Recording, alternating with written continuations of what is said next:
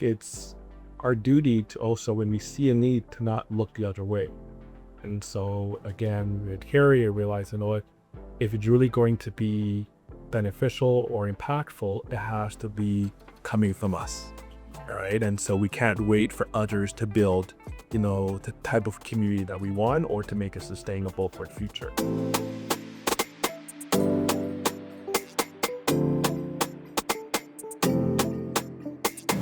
Today I'm joined by somebody very special to me, my godbrother, Imanzi Kayitare. He's the founder of CARY, Rwandapreneur, a community leader, and an economic advisor. Imanzi is also the first person put me on a stage in Toronto at the Rwanda Culture and Heritage event. That's where I met the crew today that helps me bring this podcast to life. He is everywhere. When I say everywhere, I mean he's everywhere. Across communities, not just Rwandan communities, but across the diaspora African communities. And all of his events show it, because that's always where representation is in the room. Welcome, Imanzi. Thank you very much, Diane. Appreciate it. I think we have to start at the beginning, because to me, you're really a community leader, right? I think everything you do really boils down to the community. So can you tell us a little bit about CARY Toronto and the CARY network? Let's start there. Sure. Well, thanks again, Dan, for having me. You probably tell, kind of pretty nervous. I've never actually done this before, so forgive me, if I do anything out of step. But yeah, to your first question, I don't know. I think just stumbled in community. Actually, no, I take that back. We're very much raised in a community household where we value community. So for other people, it may be seen as, like, how do I get involved with community? Where for us, like, from the time we were very young, I remember from the time of, when we were like infants, that all we've ever known is community and being there for each other. So CARY came about as a need to support Rwandan youth in the diaspora here in Canada and connect them to their heritage, their culture. Because particularly growing up, I saw that we were very connected. There was this thing of just that patriotism, the agachiro. And, I think over the years, as demographic has changed and people have started to move around different places in Canada, there was a need to really connect the young people. And so we started off in Ottawa in about 2012.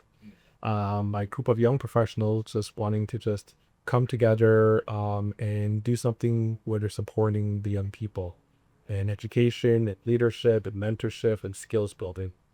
And so I knew a few of the people that had started it and said, hey, I finished university a few years ago, and then I was like, you know what, let's start something here in Toronto, because this is also needed here. So we started here in Toronto about 2013, and myself and a few others were involved in the beginning of really trying to start something not new, but to build on the legacy that's already been built here in Canada for before. What does CARY stand for? CARY, right? So the Canadian Association of Rwandan Youth. It's exactly how the name is. We're there to really support the Rwandan youth. Is it connected to like an umbrella organization? Is there a larger organization, or is this really youth-led? So youth-led. So it's independent. So it's not affiliated with any specific organization, although we do sort of collaborate with the broader community. And so here in Canada, we have the Rwanda community abroad. And so we collaborated with the various associations, high commissions, and such. But it's an independent, and particularly from what we saw when we started, is that young people didn't have an outlet, either for those that were born here, or maybe that those that came here later on in life to study. There was no really platform or any connection where they could come together. And so that was the whole driving force of CARY, to really to connect, to inform, and to support Rwandan youth to reach their full potential here in Canada. What I love so much about CARY is that, you and I grew up in Toronto, And we grew up in a time where the community was so strong, right? It was so strong. And of course, it had a very deep cause, right? We grew up at a time where, you know, our parents and community members were um, fighting and coming together for the liberation of Rwanda. So when I left, my story is I left Toronto in 1997, moved home, and I came back for university. So when I came back in the early 2000s, I felt in my mind I was comparing it to the past. And I felt like the community just wasn't there. Maybe it had outgrown it had just outgrown itself, right? I think a lot of our parents had now become a bit older. They were trying to pass it on to us. We were young people, living the life at campus. Maybe also did not feel like we had the same kind of cause, right? So when I heard about CARY in 2012, I was like, oh, thank God. Something is bringing the people back together. And I think what I love by the fact that it's youth, like, because I think people forget that even when it was our parents' time, they were youth. Yeah. Right? They were youth of very real responsibilities, young families, a lot of them refugees or foreign students. And then, with such a big cause. So to have it youth led, but then to have it be practical, right? It's all the trainings and the workshops and the networking.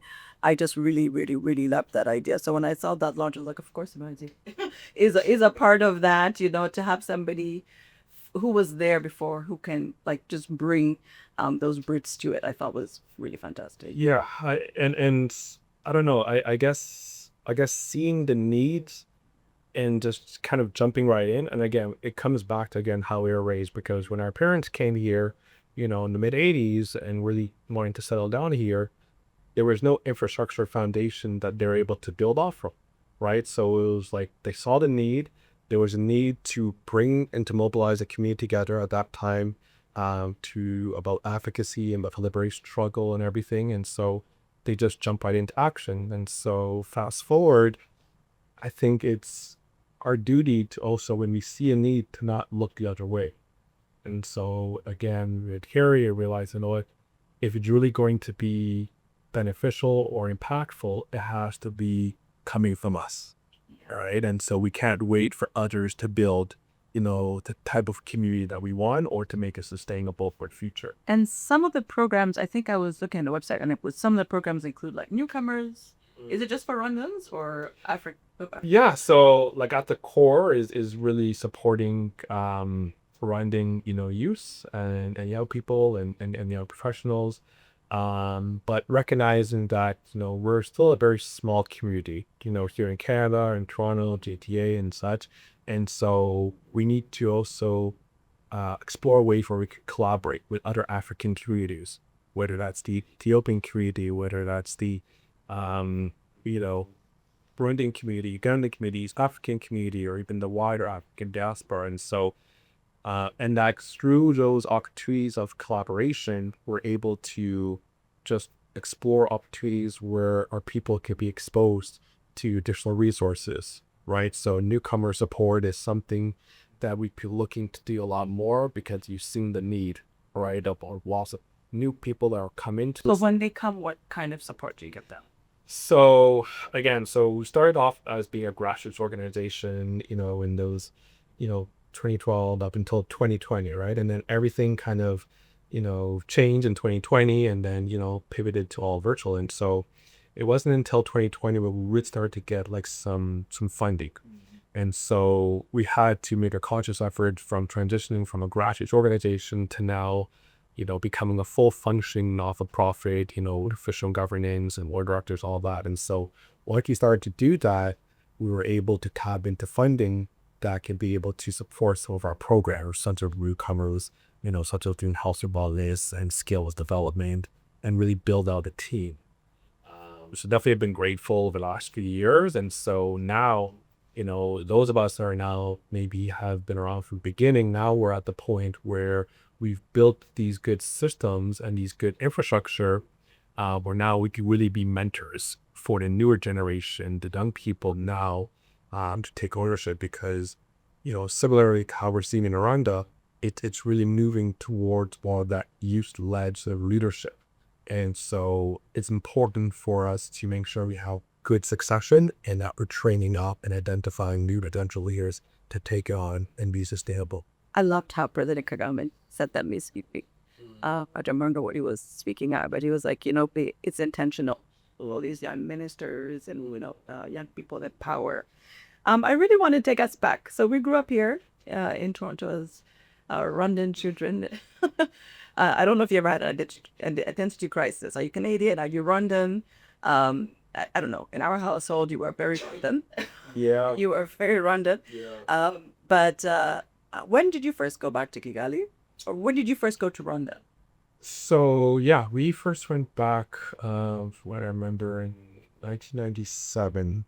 So obviously a few years after 1994, genocide against Tutsi in Rwanda. So 97, I remember again, still a young boy at that time. And what I remember, it was almost like, hearing about this country for so long, and hearing again, just it's almost as if, our parents were like homesick. And then that kind of transferred to us and that curiosity, right? Homesick from 1959 onwards, right? And so when we went back for the first time, obviously, yes, I was seeing the nation, was still in a rebuilding, but it was sort of like I still felt home, right? Because it's almost like, like a biblical perspective of like going back to like the promised land, right? And so, you had generations that are waiting to go back to promised land, and like here we are in the promised land, and just seeing the enormous potential. Yes. It was hard, right? For me, I feel like I remember when I first went in 1995, it felt like a dream realized. It's funny that you say the promised time because I feel like for somebody who, I didn't have the same connection as the parents did, right? But it's something that I'd heard about my entire life. So when I landed, it felt like home, which is something I'd never experienced before, right? How did it feel for you coming home? It was like, I remember it was first time meeting my extended family, or like my immediate family. And then for me again, so going back to your first sort of comment about the identity, right? And so yeah, it was, in the schools you were Canadian, but at home it was still very much Rwandan. The culture, the language, everything was, who, to be confident in who we are. Even though, people may not know where you're from. And so I could vividly remember, that I was in elementary school and I was from Rwanda. People would be like, where is these, like in Nigeria, you mean South Africa, right? And so having to say that over and over, it was, kind of like disappointing and hard. But then going back to Rwanda the first time, it brought everything to a new reality and realized, no, okay, this is actually home. And it was amazing just reconnecting. Well, in my case, just connecting. Sorry, just connecting first time. My grandmother, my cousins, aunts and uncles, and our parents, like, they tried, even when they were here, they tried to shelter us as much as possible, right? Obviously, we knew to a certain extent what was going on, pre 94, and of course during 94, after. And so I remember us there at my grandma's place, nearby Kinorogo, and it was just a whole bunch of my cousins were all there, and it was simple. We were just playing, we were laughing, we were enjoying, and it felt like an amazing summer holiday. I would go outside, I would see, yes, there were no roads in our area, and bullet holes in the houses, but it was still the most just eye-opening experience. And then I'll say to my parents, you know what, when I'm gonna come back? Yeah, right? Because I made such a great attachment and connection with my family there. And we wanted to go back to visit. That was me in 95. So we went as a family the first time in 1995, and I loved it so much that I went to school.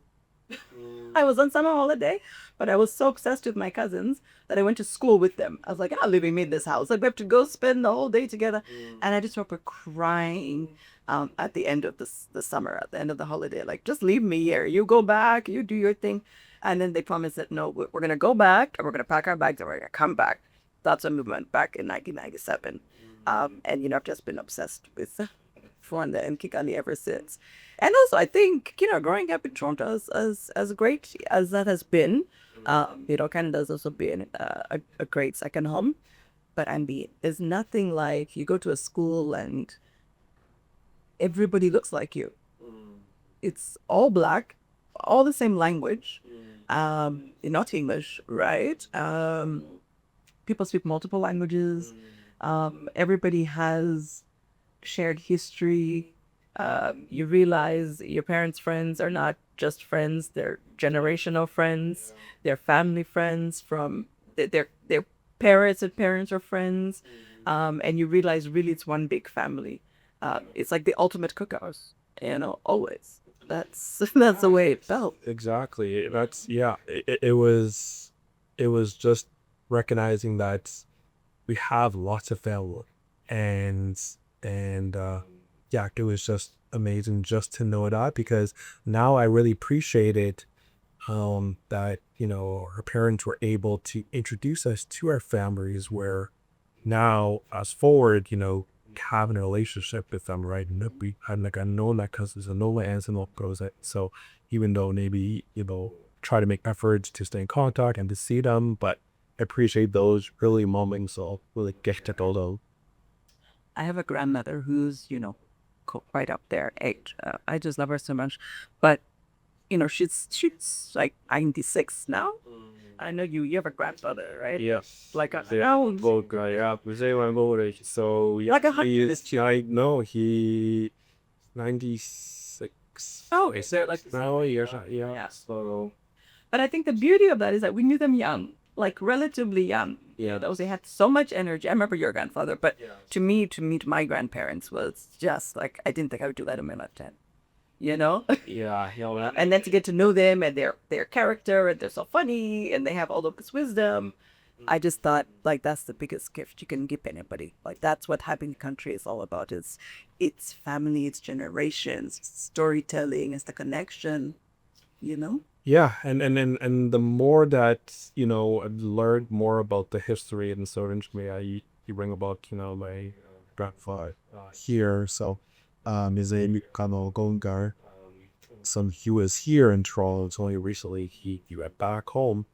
But I've learned so much, from him and from my family, just about just the history, right? And so sometimes you think like or maybe yes, you visited, back home a couple of times. You're like, okay, I pretty much know history, right? But then just understanding just new dimensions of the history of what it was like, free colonization and whatnot, and I take an interest. And so again, that also kind of shaped just like my upbringing, and just that understanding of that sacrifice, right? So yeah, so it's big.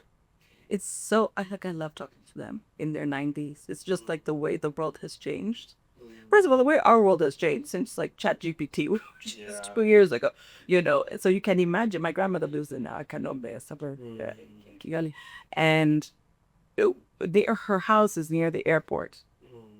So sometimes you can hear the flights coming in and out, right?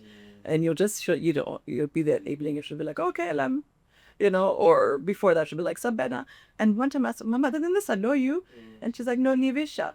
So she said, it's new, right? Because she was there, not in Kanombe, but she was alive before there were planes, So she's like, this is new, like, it's fine, like, she's like, it just comes with the day, new behaviors. You just got through the day. And I was like, wow, what a life, They have so much wisdom, and then sometimes just to sit at their feet and just to soak in just all that wisdom, just all that history. And again, yeah, we're very still like an oral history. Yeah, I was going to say, are you recording your conversation? We've talked about it many times, and I know, Grandpa, he's done like some recordings sometimes, like when he went back to Rwanda a couple times or tried to record it. But yeah, no, I think that's definitely a good idea that we need to do more on that and to pass it down to the newer generation. Because yeah, to recognize our elders that are whether are around us, like so, and there's so many, right? And so starts, from those either grand elders, but also others that have also experienced life after uh this first wave of uh the 59 onwards. But yes, so it's important. It's definitely, to me, it's like we're so blessed to be born in this generation or this time of life, right? Because I don't know, we could manage the colonialists coming and, the different phases that you see them still standing strong. And like, that's the definition of a Gatiro. Like, they're just so proud to be Rwandan. Yeah, it is. So that's so I think you, Roger, because again, we have an interesting history, right? I mean, like you said, Mayorians have grew up in so many different parts of the world, and bringing in the different lived experiences. Um, and so obviously the one thing that for you unites us, is our collective history, and also being Rwandan. And so I really like how things are going. When it comes to, you can still be a Rwandan and not be in the country, but as long as you are taking your values of Rwandan, being a Rwandan with you wherever you go. And so I think that's important. And so yeah, I think that's something that each of us are gonna have to wrestle with. And because when you're living abroad, it can get very easy to just sort of blend in, right?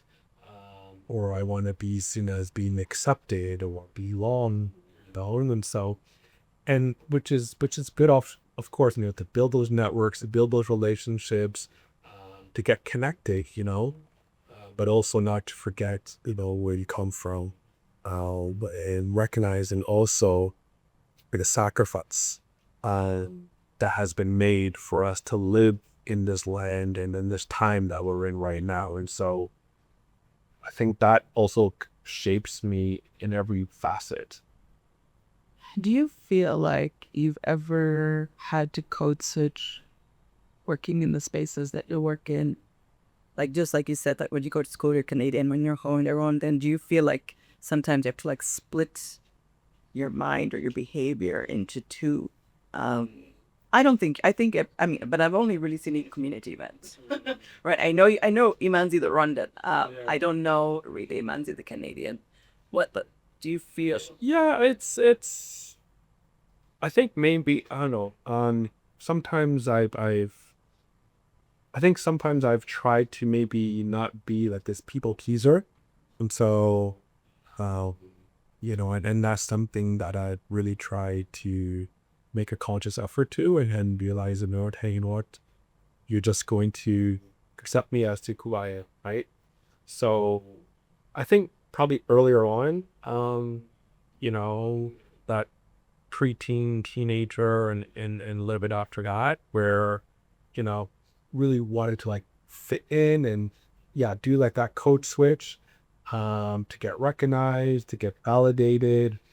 And then so I think to realize, that you don't want, this is not, being in these circles, it is not something that's going to define me too, though, right? So, and recognizing also that, my identity is much more than just my title or how I show up at career. By that, and so recognize but also that to God that has given me, this identity, and to be proud of it, right?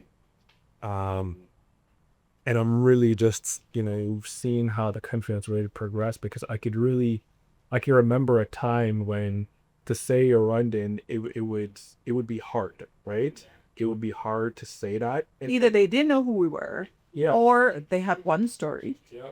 which was really not something we wanted to identify with. And now it's like, oh, you're Rwandan? You're like, yeah. Yeah, so like shout out to all of the young people around out. Everybody who has built that country. Who was built the country, and especially for those that like really like the young ones, and I see like my young cousin, with some of the young people that are here that are growing up in this period where it's cool and amazing to be called Rwandan. But yes, I can remember, right, where there was a time period where it wasn't, right, um and so I think that's something that we need to guard. I was just going to say, we have to protect it. We have to protect. I think my worry is the young people who just don't know where it comes from, which, I don't know, you kind of want them to experience Rwanda today, right? And to not always have to fear the shadows, right? But you want them to understand where we've come from and how far we've come, and that you can never go back, We just can never go back. Yeah, no, exactly. That's something that we need to keep at the forefront. And so how we do that is to, again, just to emphasize just the journey, right? And so, the liberation, there's phases of the liberation journey, right? And so, me and you were part of it, being as, here in the diaspora, and those and our parents are on the front lines, and many other parents and many other families are on the front lines. And so now we're in a time where it's just like, yeah, like we need to guard, against everything that's been built, and recognize that, what, we need to press on, because those that gave their life and sacrifice, paid ultimate price with their lives, we want it to be known that it wasn't done in vain. Absolutely. And you talked about, just going back, that you don't want to be you're not a people pleaser. But at the same time, you're really there for everyone, right? Maybe you're not bending, right? You're not conforming, but you're there for everyone and everything. You're everywhere. I really worry about you. Yeah. I wonder about you, How do you keep up? First of all, they're just so many, because he's not just in the Rwandan community. He's in every African, maybe even Caribbean community, everything Black, everything positive. Imanzi is there. So just how do you keep up with what's going on? I swear, I see flyers. I'm like, I have to say, Umana. Like, what? How do you do it? I don't know. I think it just comes back to, again, like the whole theme of this discussion that we're having, community, right? So community plays a big role in just how I approach and how I see things. And so some of these aspects, like I don't see it as like work, where other people may see it as work, right? So community development, community building, is, figure out ways how we could, lift up and uplift the community together, right? And so for me, I've never seen success as just like individual success. And yes, it's great. Yes, I have goals. Yes, I have ambitions, and that's great. But, if we're not lifting up each other collectively and making sure as a community that we are successfully doing well, and not just, again, as Rwandan, but as an African, as a member of the diaspora. So I think for me, that's big, and then it's important. So for me, I get my strength, my hope, my identity, from God, and so recognize that makes up a big part of how I interact with the world. And so I just see everything as just, being in service. So, loving God and loving people. And so the Christian faith is kind of a big part of that. And so, that's just something that I try to, walk out. And obviously I make mistakes along the way, and sometimes may see, oh, man, you have everything all together and everything like that. I'm like, no, It looks like it. No. It looks like it. But what I will say is that it comes back sevenfold, because like the events I went to, I think it was almost a year to date, right? A year ago. And there were people in the audience that were not London, had never been to Rwanda, had never been to Africa, but they're like, I'm from somewhere in the Caribbean, or I'm a Black Canadian, or I know Imanzi. I heard about this event. I really wanted to come and learn. There's so many people, and I think all of your events are like that. Like, really, representation matters. And in that audience, I saw representation. I was like, this is Imanzi Street. Like, this is, I think you're there for them, and in return, they're there for you. And as a whole, it's one big community, right? That's the way I Yeah, see it. yeah, no, well, definitely all things good God on that, but yeah, like it's just building relationships, right? And so, people may ask me like, "Hey, Archie, like, how do you get involved in this?" And so for me, I think earlier on in my career, you know, when I was looking for opportunities to really stretch myself and to really, build competencies or an experience, and so I'd find myself getting involved in various volunteer initiatives, right?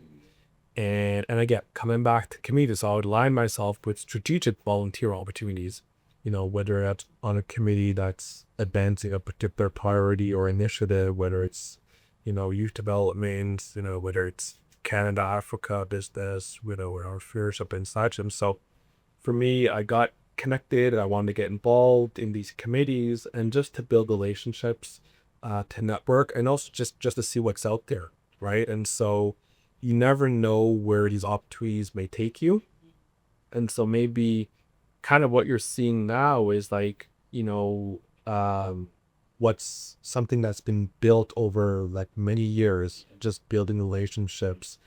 How could I serve, and how could I be of help or make an impact in various different circles? And so, now when it's like, hey, hosting an event, would you want to come out? They're like, yeah, sure, I'll come out. And so Reaping what you sow. yeah, yeah, And it's relationships built over time, as you say, for sure. Like, that was such an inclusive audience.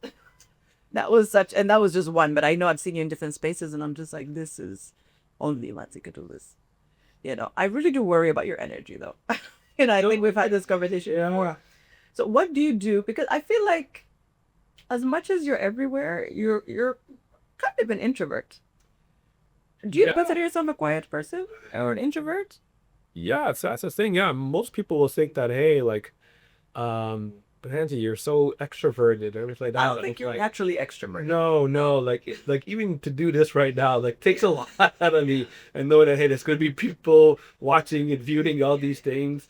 Yeah, I like being behind the scenes, but um, yeah, no, like I think people that know me well, and my family, my parents, my brother, my wife, Virginia, like they know that, um, like my personality and what I really naturally gravitate to, and what are things that I know it actually this is gonna be a stretch.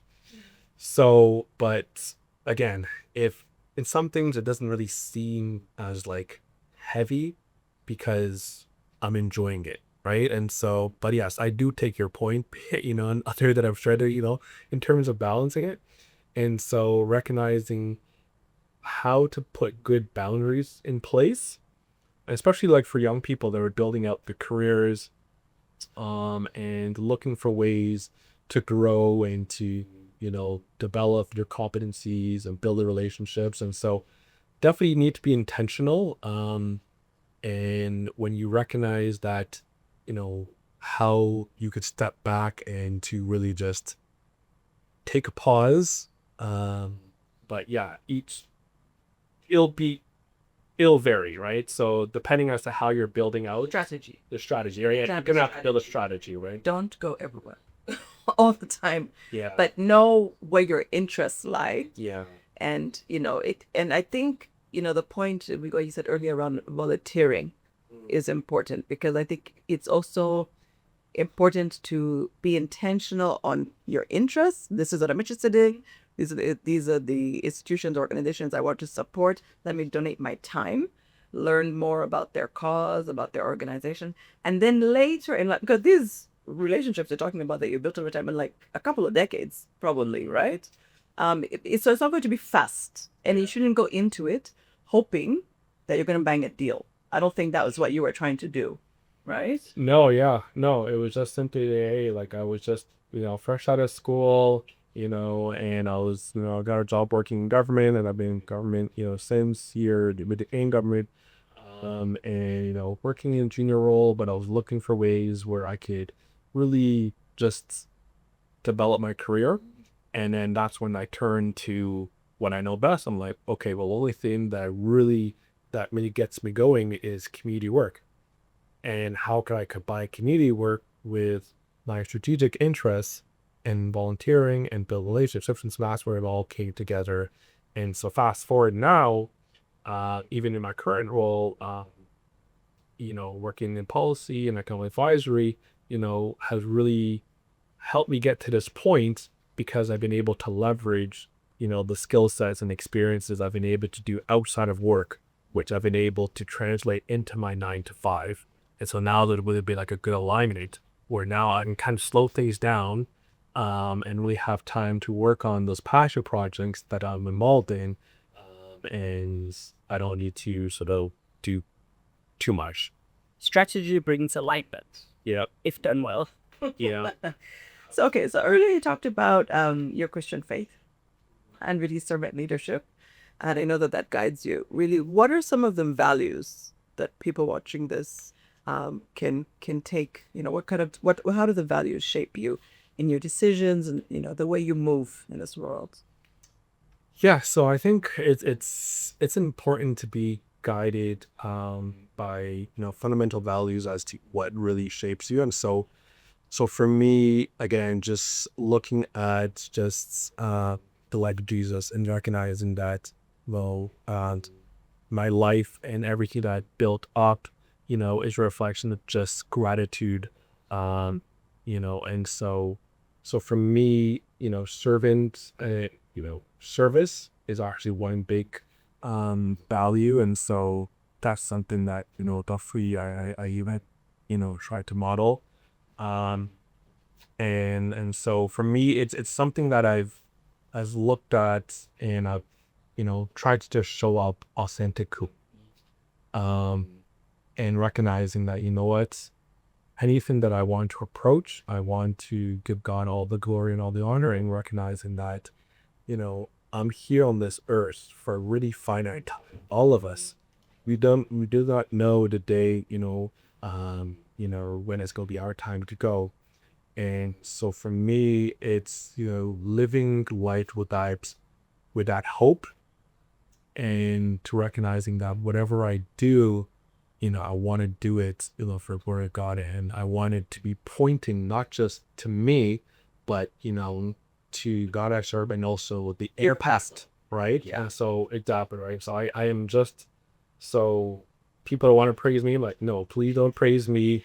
And I just want to know that, this is what I'm doing is just in service to God, right? Is there a correlation between when you became, I'm going to say, born again, and CARY? Like, is that around the same timeline, or just when? Yeah, so my faith journey started back in high school. And so it was around grade 10. So again, grew up, and then my Christian home, was mom died, Shoma, going to go to church every Sunday, going on different high holidays, Christmas, Easter, all that, but didn't really have, didn't really take it seriously, or mostly just going through the motions. And then it wasn't until high school where I decided, what, let me try to discover this.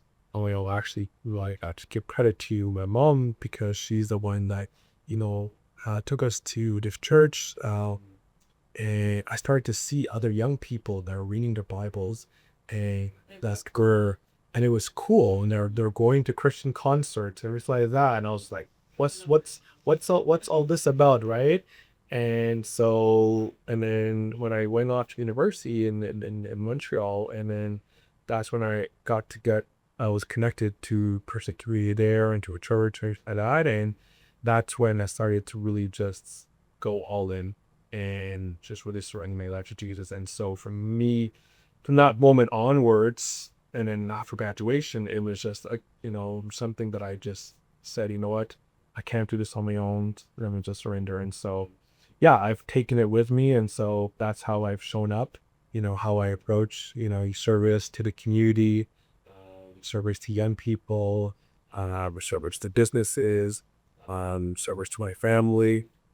It's all, to the basin. So, and again, just the gospel message is it's just something that has really just been freedom and liberated. Just, I think into your earlier point, about how do I not want to be a people pleaser, right? Where, again, coming back to you again, just how I show up in this world and recognizing that I want to show off my authentic self and recognizing that I'm a child of God first before I had a leader, before I'm so and so. So the fact, if you were to say, okay, who is Imanzi? And okay, he was a friend, he was a brother, he was a husband, he was a son,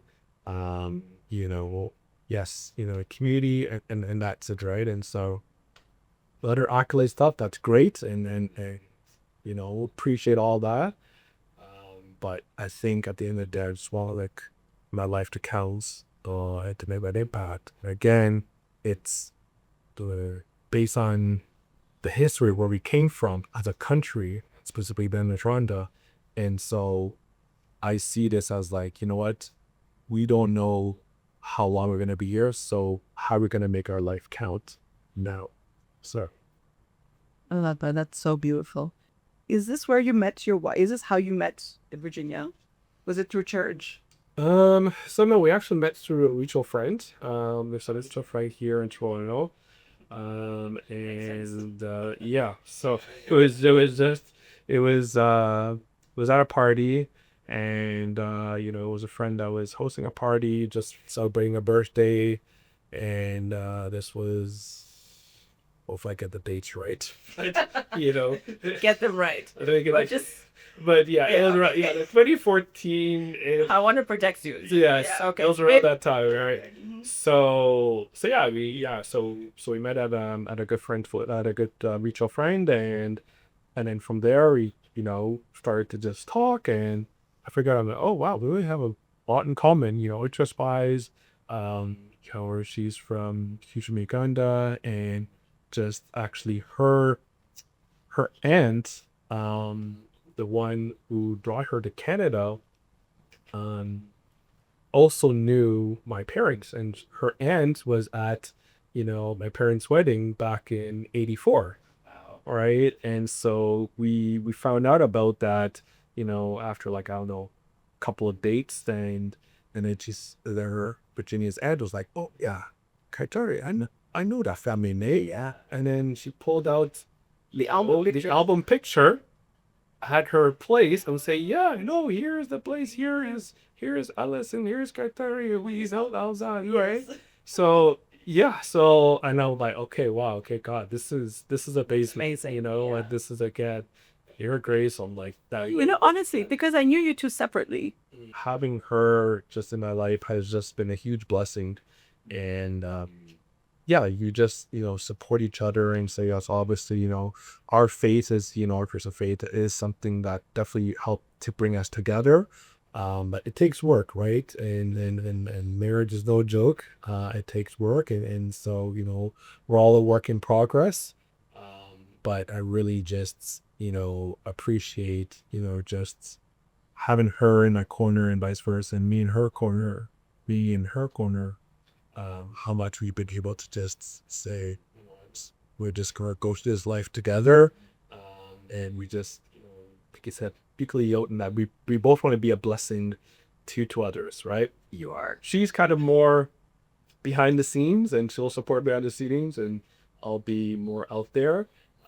Yeah, in that case, you're more extroverted than she is. But you're both, in my opinion, you're both introverts, but it's still community leaders. I don't know how to explain that. Like, you just are. I think you just love people and bring it together, the worlds together. Yeah. So it's no surprise to me that one is one and only the God, and you can be, like, logically speaking. But I think that's just your nature, Wilbury. It's amazing just how it all worked out, and eat every morning and just wake up and like, wow, I'm just so very blessed. Be to this life, and yep. So it's just. So talking about bringing worlds together, we have to talk about Rwandapreneur. right? And how we're trying to, well, because I feel like I need to work with you at some point for it. But maybe you can tell us a little bit more from your point of view. Yeah, so Rwandapreneur started off based on, from what I've seen, attending many various Rwanda days and getting involved all different community initiatives. And so I've seen the need of really trying to connect the business community that's in the diaspora and also those that are looking to invest also in Rwanda. And so um, really the whole focus of really just trying to unlock global opportunities for high growth, entrepreneurs and the emerging businesses in Rwanda and the diaspora growing scale. And so what that means is that, how best can we support what's happening on the ground, with those high potential entrepreneurs, the businesses that are there to amplify their reach, those that are ready to sort of, penetrate into different markets.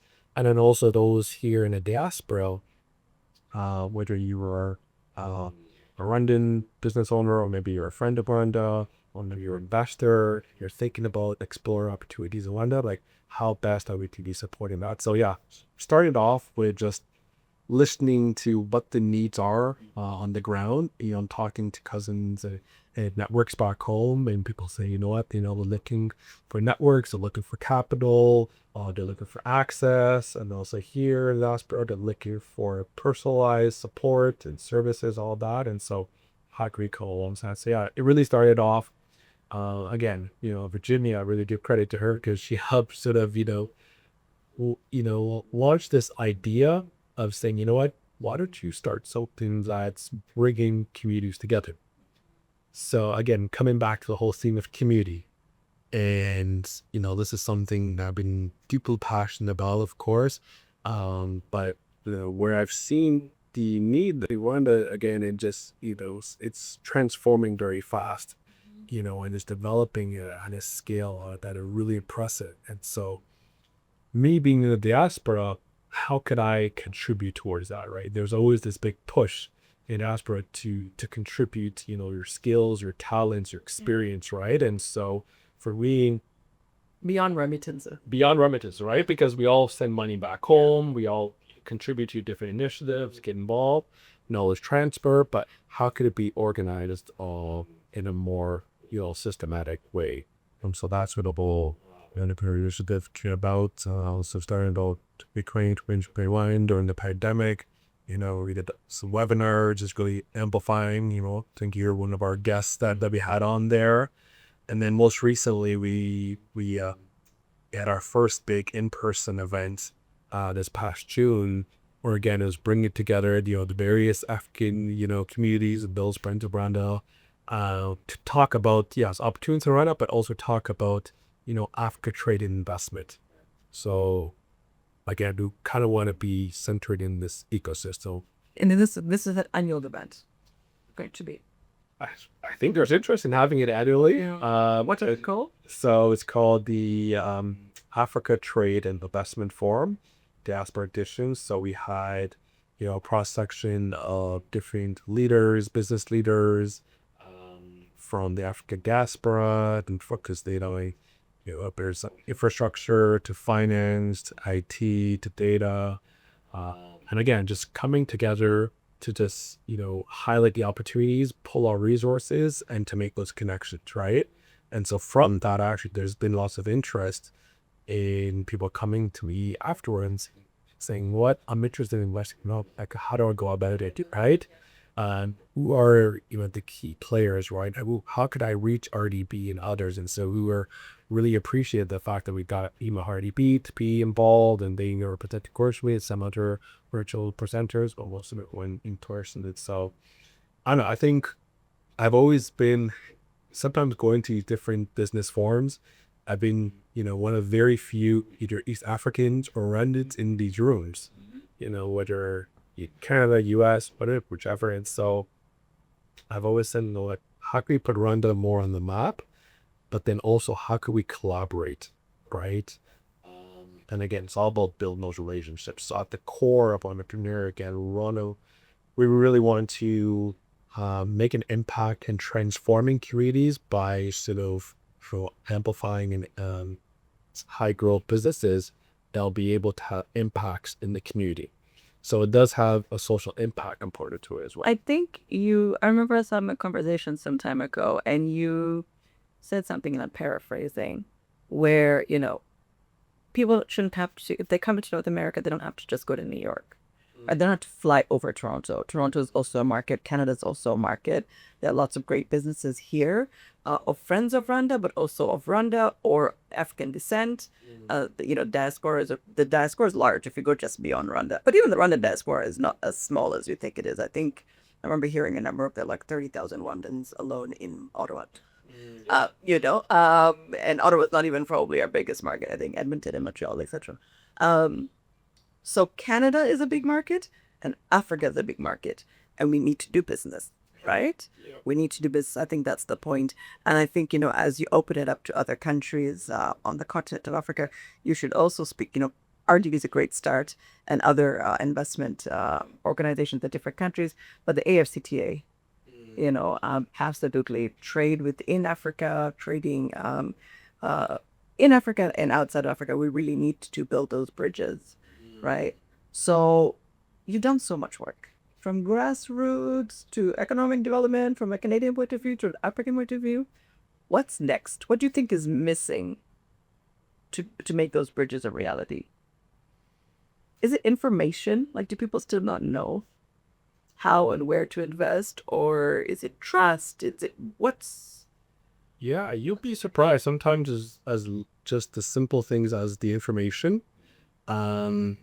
Interesting now, obviously, in what we're seeing playing out, like in global, like in the markets, and that now there's more interest, more appetite for looking to new emerging markets. Obviously, we see what's happening. They've trade tariffs and such, and continents such as Africa. This is a great opportunity to get involved in. So yes, I think a lot of it is the information, the resources, but also how to make it simpler, right? So you bring up the Africa Trade Agreement, and how can we make initiatives like those simpler? How do we make the sort of opportunities to do business across borders simpler? And so trade diversification, and how can we pool investment? So I think these are big initiatives, but I think as long as we get simple, right? We focus on simple, sort of strategic opportunities where we could position ourselves for win-win situations, right?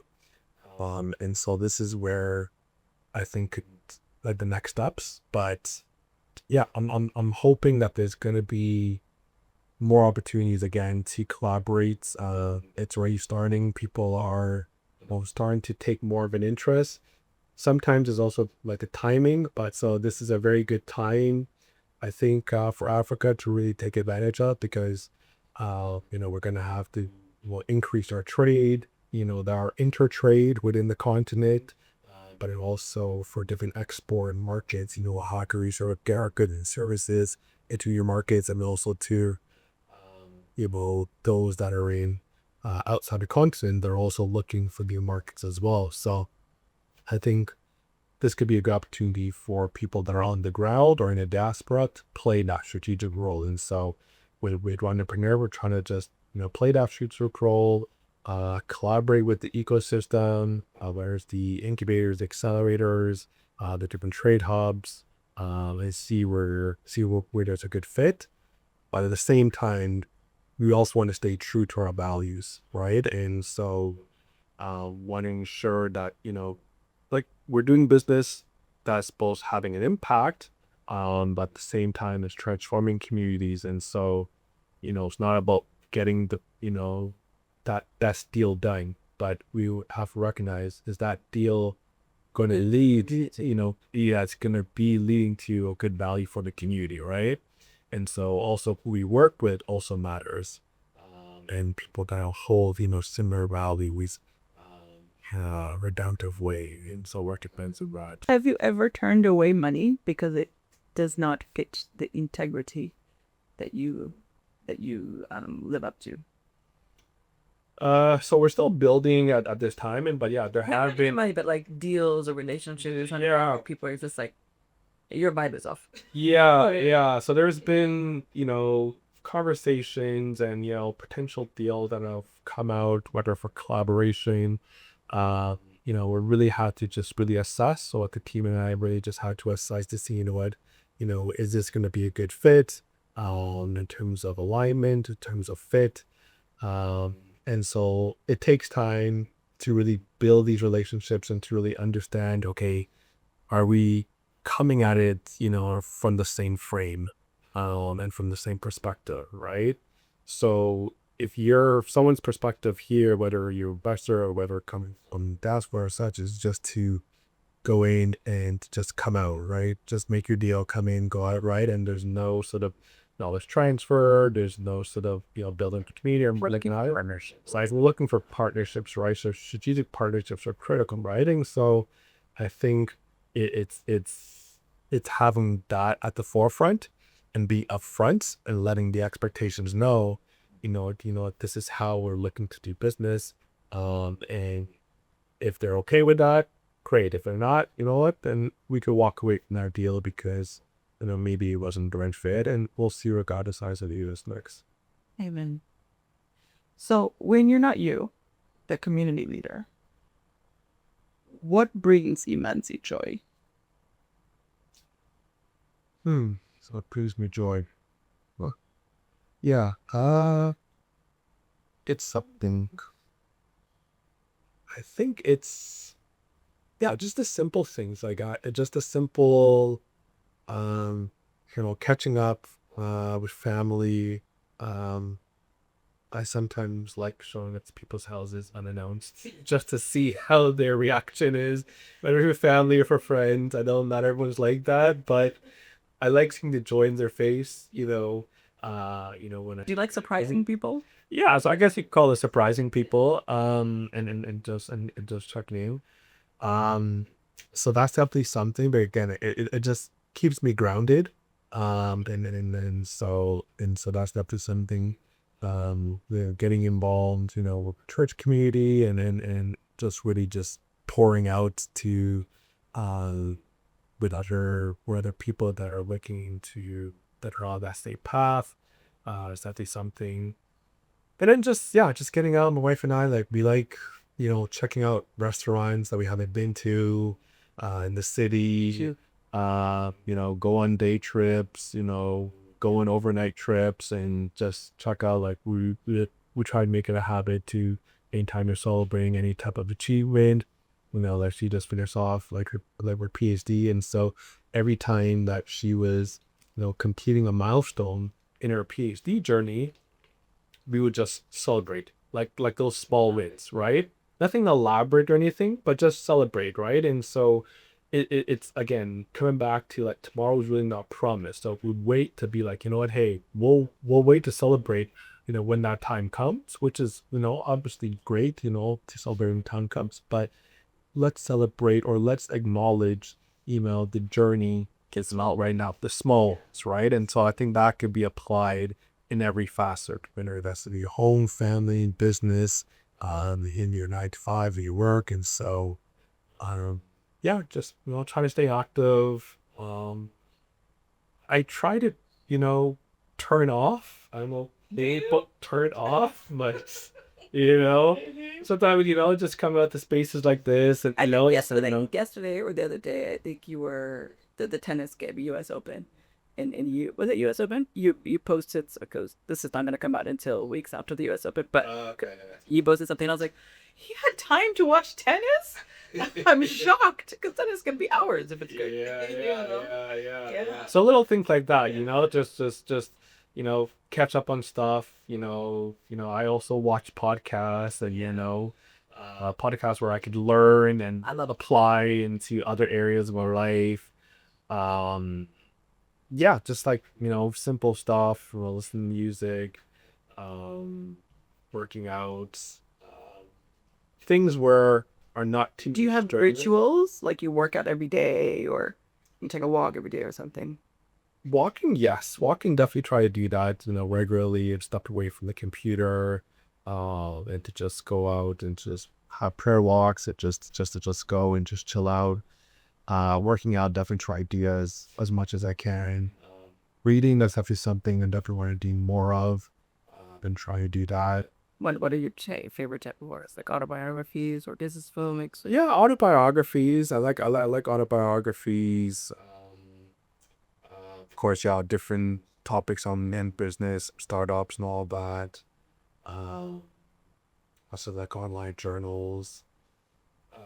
But yeah, again, try not to make it too nerdy stuff. But just I do have. You have to be authentic. Yeah, I have. Yeah. Just and but I don't know. I find that there's always something to plan or to get involved in and all of that. Oh, we're planning, Quibiwara or plan this, all that. So, It's like, but with a full-time job yeah, and a family, and Yeah. I'm just like, oh my God, I wish I had your energy. Are you a coffee drinker? Like strong coffee? tea. You're a tea drinker. Yeah, You- yeah. So where'd you get your energy? Just it's service. Yeah. Just like it's a higher call. Yeah, no, exactly, right? Like some people like they need like that caffeine fix to really get them up and going. For me it's like, okay, all right, God, what is my purpose for today? And recognizing that So you start with prayer. I start with prayer and recognizing I start, with my devotion, start reading a Bible and just be like, okay, what is my plan for today? What is today gonna look like? And tomorrow's worry would be tomorrow's worry.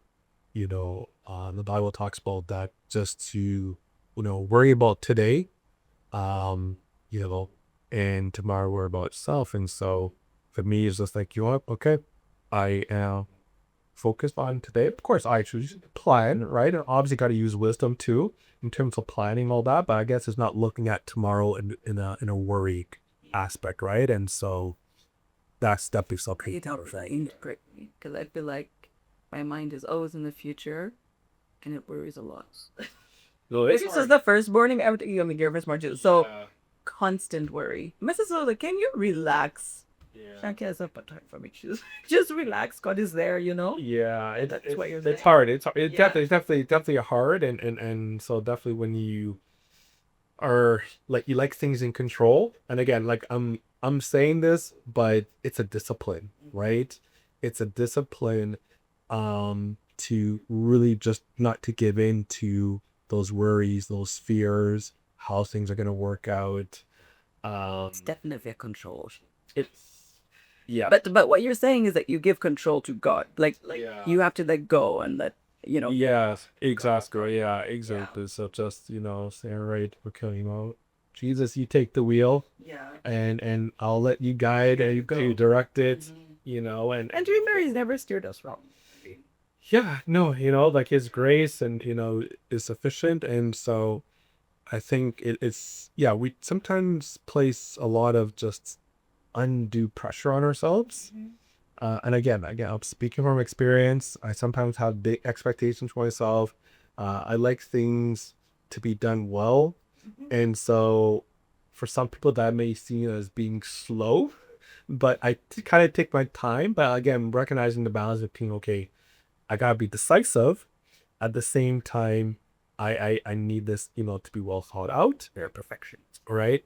But I've, and these are learning lessons I've also had to learn, in my career, in my professional career, and having actually mentors, really helped me out earlier on, and actually still do, right, when I was starting off in my career, is recognizing this blind spot I may not see. And so one of the advices was to, when my mentor said, man, you just, don't worry about always getting it right. And getting feedback is good. It's not a sign of weakness. That's the entrepreneur in you, because then you can iterate. Quickly, you have to learn to pivot things that are perfect. Yeah, Right? yeah, you gotta do that, right? And yeah, if you're coming out, if you're delivering, product or a service, you know, like you need to talk to like your end users. You need to understand the reality, right?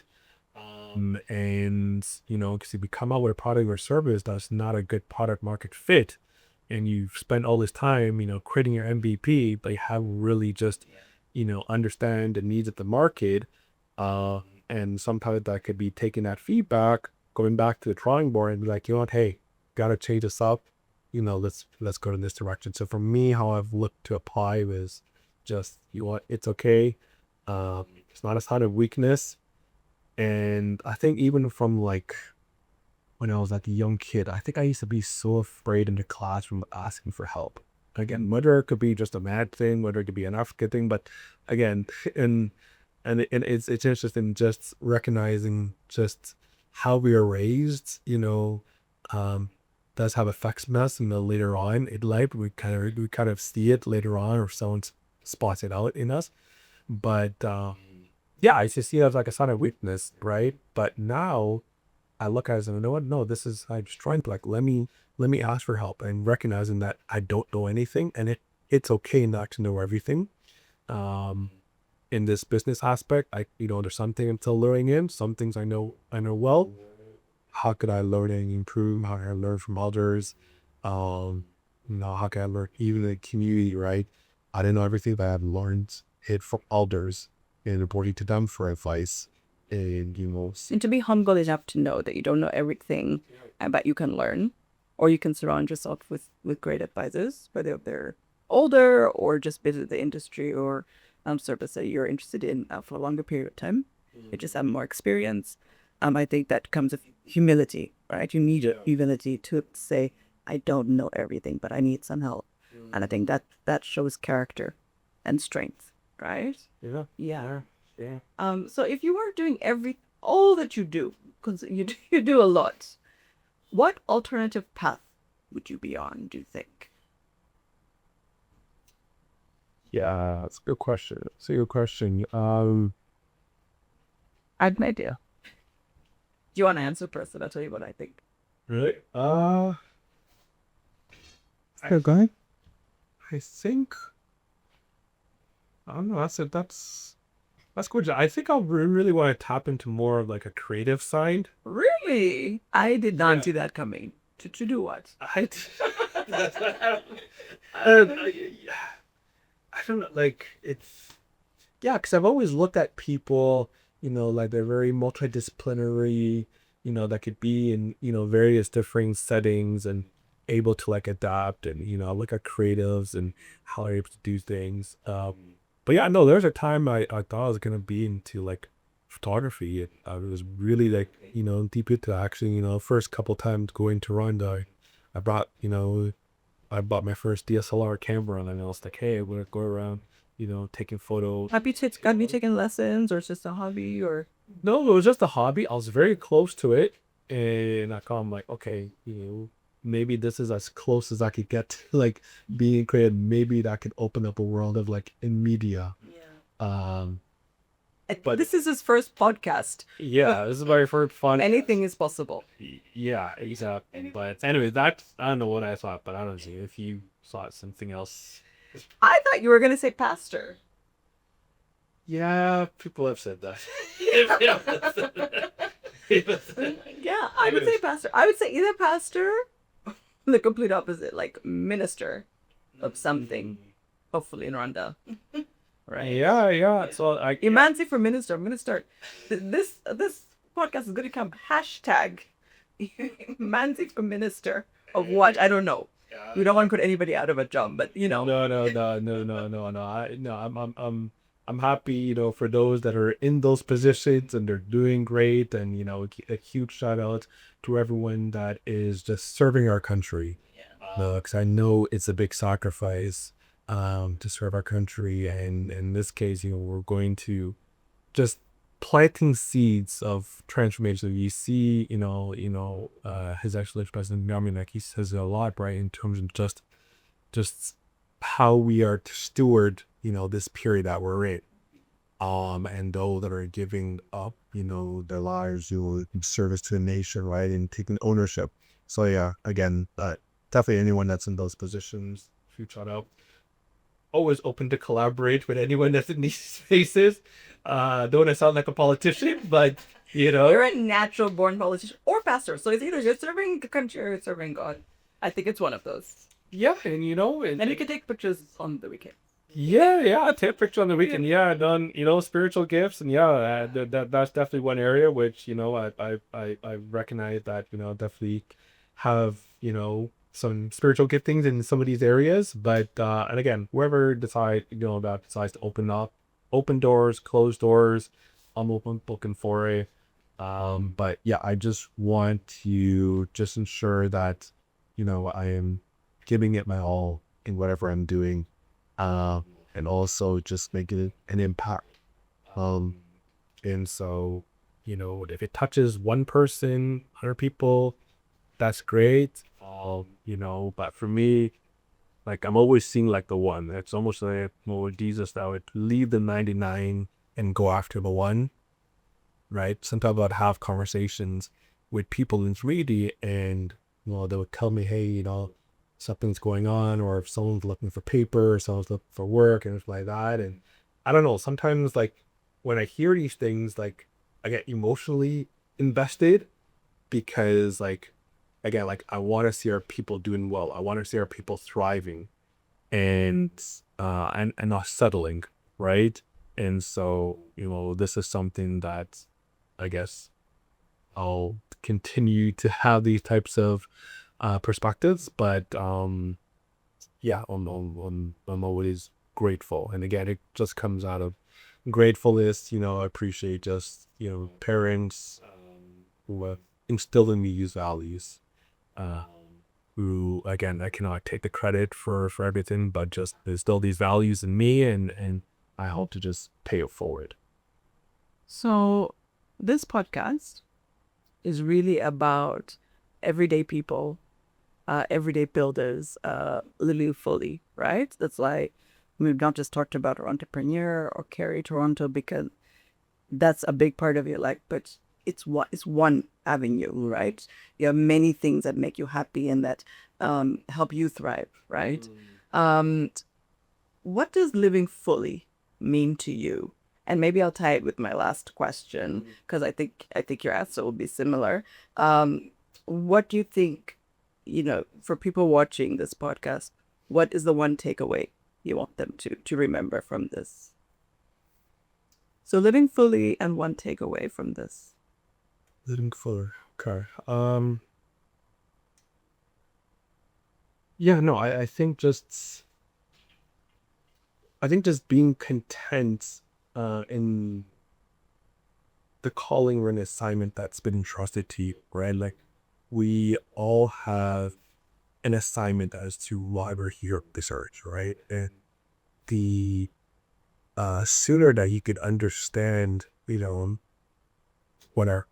what your purpose is, and again, I think our purpose is to really to apply into our people, but they're beginning to have different assignments and how that practically lived out, right? So whether that could be in the marketplace as a teacher or as a minister or as a creative, whatever your assignment is, to do it with excellence and with service. And so I think though living fully is to recognize just the sacrifice that has been done, in that we are sort of building on the giants or the shoulders of giants, right? Again, forgetting like that term or something, but we are building on the foundations, right? And so what are we going to do with what has been entrusted to us and the talents that have been given to us? Are we going to bury them in the sand and just hope that it will just grow, or are we going to take the talents that are given to us, that God is, each of us have been given these talents because again, we're all made it in God's image, and what are we going to do to multiply it, to make an impact? whether that's in Rwanda, whether that's in Germany, whether that's in Mexico, Canada, Senegal, wherever you are, how are you going to be a boss, but how are you going to show up and to multiply your talents and to plant those seeds and recognizing that, you may have an opportunity to see the fruits of those seeds that have been planted in your lifetime, or in some cases not, right? I think of those, again, coming back full circle, again, back to gratitude, again, for liberation, and those that were on the front lines that gave their ultimate life, or those that, with people like your dad, and others who gave of their life as a service to the nation, to your family, and that we are deeply, indebted to their service. And so, they were able to take those seeds that they were given, that they were entrusting, and they did not bury it in the sand, but they were able to multiply it. And it produced fruit, and the fruit that you and Shanti and others like that. As yourself And myself, and all of us, saying, I hope and like your parents are proud, but I think that generation, because we could have gone left. Life could have gone so left. But I think when I look at you, I'm like, man, they got it right, And I think there's so many people who we came up with in this community, the Rwandan community, but the Toronto Rwandan community. And I really just want to thank you, Imanzi, because you are such a bridge builder, right, for this community. And especially you've done that for me. And I just want to thank you for your service. I know you say that, it's not about the accolades and all of that, but we have to appreciate that it's not also common, right? That not everybody thinks like you, but sometimes you can just bury your head in the sand and really just worry about your day to day and not worry, you're worrying about self, which I think is only natural to an extent, but I think you go above and beyond, really. And I see you. That's why sometimes I worry and I'm just like, oh my God, how is he doing A, B, C, D? But I know that you enjoy it and that you really feel, you're not just passionate, you do feel like it's a calling and you are 100% living your purpose. Whether you're a pastor or a minister or doing what you do, I think you're living in your purpose. And I think that's really such a beautiful thing to watch. Right. Thank you so much. Okay, thank you. I appreciate those kind words. I received those kind of words that, hey, I was learning to, the attention, I received it, but, again, by God's grace, and I appreciate, you and what you've been able to achieve, and just, our very long, relationship that we've had, and our families have been connected for so long. And just, how about to know how much that your family, to me. And so I'm super proud of you. And who saw that, when you were playing in those days back in New York, in those playgrounds, You went to the daycare too, right? I heard the daycare, yeah. Imanzi and I went to York University daycare. That's how old we are. Yeah. University daycare. It's crazy. It's crazy. Yeah. It's crazy thinking at that time and just seeing this picture. And again, like talking to like our moms and the way how they're explaining stories, it's as if it was like yesterday. They have such like sharp memories. I'm like, I can hardly remember what I was doing 2 weeks ago. They're vividly recalling memories from like, oh, this one happened. Oh, don't you remember you and Dan and Zova, you guys were doing all these things. Exactly. It was the and Shava and Shanti and all these things. But yeah, no, I really just appreciate just how just our childhood and how community was shaped from that. And yeah, like I guess when my hope, the prayer is that people to have that sense of community wherever you are, is that you're plugged in, you're involved, you're engaged, and that you find your tribe and that you stick to it, because those are relationships as you get older that will really matter, and how you show up will they make a difference in that thing. Thank you so much. It has been an absolute pleasure, and I wish you all the best. Please call me for some of the events. Yeah. Not all of them. Yeah, we're gonna put you on the program for our next one. Keep Wait me for- plugged in. Yeah. Thank you so much. For sure. Thank you.